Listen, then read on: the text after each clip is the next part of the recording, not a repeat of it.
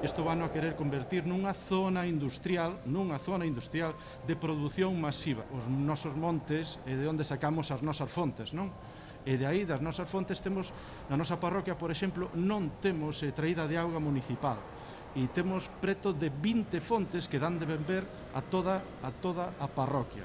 A parte diso, o medio natural vai saber moi afectado, xa non falar pola fauna, pola flora, pero vai a ter consecuencias moi negativas para os nosos veciños e veciñas. Tamén vemos que as nosas propiedades se van a acabar devaluando, porque nunha distanza de 2.000 metros ou 3.000 metros, estas propiedades acabanse devaluando sobre un 30%, co cal incidimos sempre no mesmo.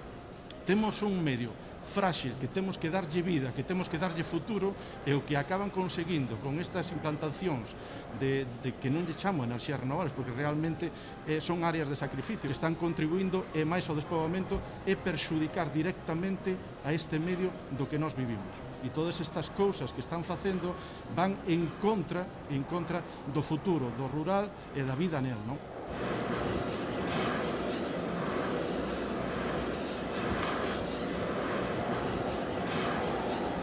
Ai, Maruxiña, non vayas a erva, que ven o vento, Maruxa, toda xa leva, leva xa toda.